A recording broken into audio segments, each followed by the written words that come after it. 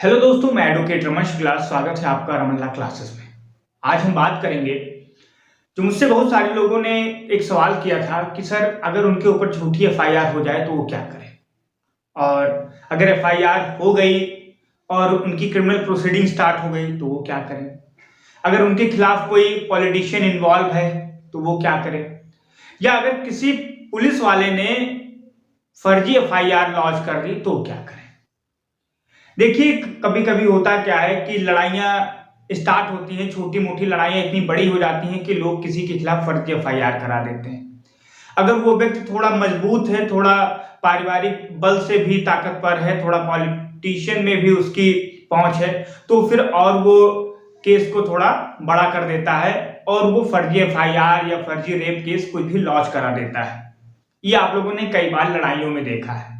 आप वहां पर हैं भी नहीं उस जगह पे जहां पे ये मारपीट हुई है, लड़ाई हुई है, फिर भी आपके खिलाफ एफआईआर हो गया।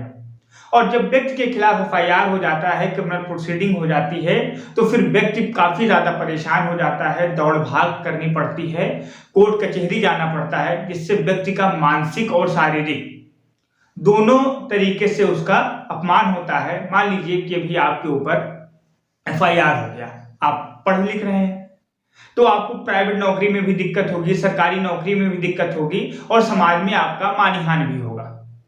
तो मानसिक प्रताड़ना, शारीरिक प्रताड़ना, हर प्रताड़ना से आपको गुजरना पड़ेगा, जबकि आपने कोई अपराध किया भी नहीं है। क्योंकि लोग करते क्या है, लॉ का मिसयूज कर लेते हैं। तो आज हम इन्हीं टॉपिक पे बात करेंगे कि अगर कोई आपके ऊपर फर्जी एफआईआर कर दे तो आप क्या करें। देखिए, वीडियो को स्किप मत करिएगा। हम एफआईआर से लेकर और एफआईआर पेश तक और क्रिमिनल प्रोसीडिंग से लेकर और उस व्यक्ति ने, जिस व्यक्ति ने आप पर एफआईआर किया है, उसको सजा कैसे दिलाएं, उससे अपना बदला कैसे लें, हर एक बिंदु पर बात करेंगे। छोटे छोटे बिंदुओं को लेकर चलेंगे। आप बिल्कुल ऐसे वीडियो मेरा देखिए जैसे आप किसी अपने घर वाले से ये सवाल किए हों कि मेरे ऊपर एफआईआर हो गई, मैं क्या करूं। मैं आपको इतनी सरल भाषा में समझाने का प्रयास करूंगा कि आपको कभी भी असहज महसूस नहीं होगा, क्योंकि लॉ की भाषा थोड़ी टफ होती है तो लोगों को समझने में दिक्कत होती है, लेकिन मैं आपको हर एक बिंदु बहुत अच्छे से समझाऊंगा। चलिए स्टार्ट करते हैं वीडियो। मान लीजिए कि आपकी और आपके पड़ोसी के बीच में लड़ाई हुई है, आप वहां पर नहीं है। पहला बिंदु ये है, फर्स्ट पॉइंट ये है कि आपके और आपके पड़ोसी के बीच में लड़ाई हुई, आप वहां पर है नहीं, आप क्या लखनऊ या दिल्ली कहीं भी पढ़ाई करते हैं। उसने क्या किया कि उसने आपके पूरे घर वालों का नाम एफआईआर में डलवा दिया। आप सबसे पहले क्या करेंगे, आप भारतीय साक्ष्य अधिनियम, इंडियन एविडेंस का सेक्शन 11 यूज करेंगे। क्या यूज करेंगे? सेक्शन 11 यूज करेंगे। और सेक्शन 11 यूज करके आप उस थाने में जाएंगे जहां आपकी एफआईआर दर्ज हुई है और थानेदार से कहेंगे, जो वहां का पुलिस इंस्पेक्टर होगा उससे कहेंगे कि सर देखिए, मैं इस दिन यहां पर नहीं था, मैं दिल्ली के लाइब्रेरी में था, ये मेरा फोटो सीसीटीवी कैमरा में आया है, आप देख सकते हैं, जिस दिन ये क्राइम हुआ, जिस दिन ये मारपीट हुआ, मैं वहां पर नहीं था, तो आप मेरा नाम एफआईआर में कैसे डाल सकते हैं। वहां पर जो पुलिस इंस्पेक्टर होगा आपका नाम हटा सकता है। चलो, ये तो हो गया कि अगर आप जहां क्राइम पर हो रहा था वहां पर आप नहीं थे, जिस समय क्राइम घटित हो रहा था वहां पर आप नहीं थे। दूसरी बात, दूसरे बिंदु पर आते हैं। मान लीजिए कि आपके और आपके पड़ोसी के बीच में लड़ाई हुई, आप वहां पर मौजूद हैं, वो आपको धमकी देकर गया है कि भैया हम तुम्हारे ऊपर एफआईआर करा देंगे। क्या करा देंगे? हम तुम्हारे ऊपर एफआईआर करा देंगे, और आपको ये पक्का संदेह है कि आपके ऊपर एफआईआर हो जाएगी। आप पुलिस स्टेशन जाकर पहले इन्फॉर्म कर सकते हैं कि ऐसी ऐसी बात है, और आप उससे पहले एक एफआईआर करा दीजिए कि ये व्यक्ति मेरे ऊपर फर्जी एफआईआर करा सकता है, फर्जी कोई आरोप लगा सकता है। आप जो वहां का पुलिस इंचार्ज हो, पुलिस इंस्पेक्टर हो, उसके सामने जाकर अपनी एफआईआर इस तरीके से लिखवा दीजिए, अपनी सारी बात उसे क्लियर कर दीजिए। अगर आप वहां पर मौजूद हो, झगड़े लड़ाई में शामिल हो, और उसने ये धमकी दिया है कि वो आपके ऊपर फर्जी एफआईआर लिखा देगा। तीसरा बिंदु क्या है? तीसरा बिंदु है, मान लीजिए कि वो एफआईआर लिखा दिया, आपको ये कंफर्म चल गया कि उसने एफआईआर लिखा दिया, आप कोर्ट में एंटीसिपेटरी बेल के लिए क्या कर सकते हैं, एप्लीकेशन दे सकते हैं। देख लीजिए कि बहुत सारे लोग कहते हैं कि एंटीसिपेटरी बेल ऐसे नहीं मिलती, लेकिन मैं आपको बता दूं, अगर आपका ग्राउंड सही है, अगर आपका नेचर सही है और अगर आपका पास्ट कोई क्रिमिनल रिकॉर्ड नहीं है, तो जज को कोई आपत्ति नहीं होती है एंटीसिपेटरी बेल देने में। एंटीसिपेटरी बेल का जो बेसिक ग्राउंड होता है वो आपकी पास्ट हिस्ट्री होती है, और आपकी अगर कोई पास्ट हिस्ट्री क्रिमिनल रिकॉर्ड नहीं है तो जज को कोई दिक्कत नहीं होती एंटीसिपेटरी बेल देने में। अब एंटीसिपेटरी बेल होती क्या है, इसे हम समझ लेते हैं बेटा। एंटीसिपेटरी बेल वो बेल होती है जो जेल जाने के पहले, मान लीजिए आपके ऊपर एफआईआर हुआ और आपको ये पता है कि हमें पुलिस पकड़ ले जा सकती है, तो पुलिस के पकड़ने से पहले आप कोर्ट से जाकर अपना बेल पेपर ले आए, एंटीसिपेटरी बेल ले आए। एक बेल तो होती है कि आपको जेल हो गया, आप जेल के अंदर चले गए, फिर क्रिमिनल प्रोसीडिंग स्टार्ट हुई, फिर आपने 437 और 439, ये आपके सीआरपीसी के सेक्शन है जहां पर आप बेल लेते हैं, वहां पर बहस होती है। लेकिन एक ग्राउंड है एंटीसिपेटरी बेल का। आप एंटीसिपेटरी बेल में जेल जाने से पहले अपनी बेल लेकर चले आइए, जज को सारी बात बताकर, जज को ये कन्विंस करके, जज को अपनी बात मनवा के कि सर ऐसी ऐसी बात है, उसने फर्जी एफआईआर लॉन्च कर दी है, सर मेरी कोई क्रिमिनल हिस्ट्री नहीं है, तो वो आपकी बातों को सुनेगा और आपको क्या दे देगा, एंटीसिपेटरी बेल प्रोवाइड कर देगा। इस तरीके से आप अपना जो तीसरा बिंदु है वो एंटीसिपेटरी बेल पर ले सकते हैं।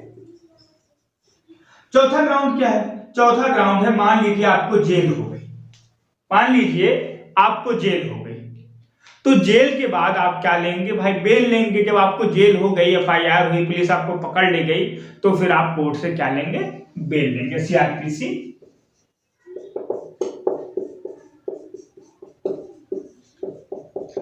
अब मान लीजिए आप बेल पर छूट आए, कोर्ट में ये साबित हो गया कि आपने कोई क्राइम नहीं किया था, आप बेल पर छूट आए, तो जब आप जेल गए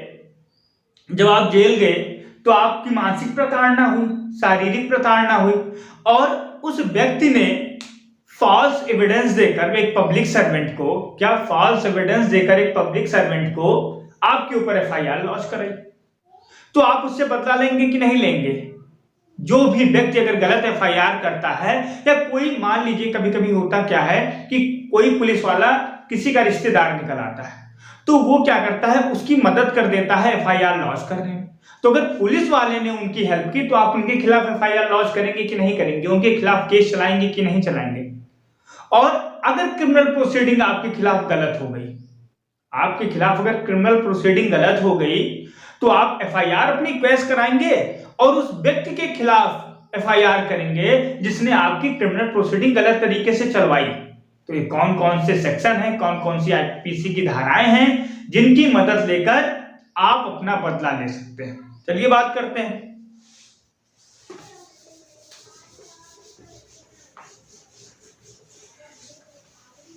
देखिए, अगर उस व्यक्ति ने गलत इंफॉर्मेशन पब्लिक सर्वेंट को देकर, फॉल्स इंफॉर्मेशन देकर अपनी एफआईआर लॉन्च कराई, तो आप सेक्शन 182 धारा 182 के तहत आईपीसी में उस व्यक्ति के खिलाफ एफआईआर करा सकते हैं। ये अगर उस व्यक्ति ने आपके खिलाफ गलत इंफॉर्मेशन दी पब्लिक सर्वेंट को। भाई अगर गलत एफआईआर लॉन्च कराया तो गलत इंफॉर्मेशन ही दी, तो आप धारा 182 के तहत उस व्यक्ति के खिलाफ, ये नोट करते चलिएगा, कहीं ये सब मजाक में लेके मत चलिए। जिस व्यक्ति के ऊपर अगर ये बात गुजरती है, उस व्यक्ति से पूछिए कि वो एक एक वकील के पास दौड़कर कैसे जाता है, कैसे वह व्यक्ति परेशान होता है, और उस व्यक्ति की मदद करने वाला कोई उस समय नहीं होता। तो आप इन चीजों को लिखते चलिए। धारा 182 के तहत आप क्या करेंगे, आप उस व्यक्ति के खिलाफ एफआईआर करेंगे। अब मान लीजिए कि भाई साहब इनका कोई रिश्तेदार पुलिस ऑफिसर भी था, वो भी इन्वॉल्व था, तो उसके खिलाफ आप सेक्शन 167 आईपीसी के तहत एफआईआर करेंगे। ऐसा नहीं है कि अगर कोई पब्लिक सर्वेंट गलत काम कर दे तो उसके खिलाफ कोई एफआईआर नहीं होती, उसके खिलाफ भी होती है। तो आप क्या करेंगे, धारा सेक्शन 167 आईपीसी के तहत उस पुलिस ऑफिसर के खिलाफ क्या करेंगे, आप एफआईआर करेंगे। अब मान लीजिए कि क्रिमिनल प्रोसीडिंग चल गई, आप जेल वोल भी चले गए, उसके बाद आप छूट कराए तो क्या करेंगे, आप 211 में उस व्यक्ति के खिलाफ एफआईआर करेंगे जिस व्यक्ति ने आपकी क्रिमिनल प्रोसीडिंग चलवाई थी फर्जी में, और सेक्शन 482 सीआरपीसी के तहत अपनी एफआईआर आप क्वैश करने की एप्लीकेशन देंगे, कहां, कोर्ट में, कि ये गलत एफआईआर हुई सर, इसे आप क्वैश कर दीजिए। धारा सीआरपीसी की धारा 482 के अंदर सेक्शन 482 ऑफ सीआरपीसी के तहत एफआईआर को क्वैश किया जाता है। क्या किया जाता है, क्वैश किया जाता है।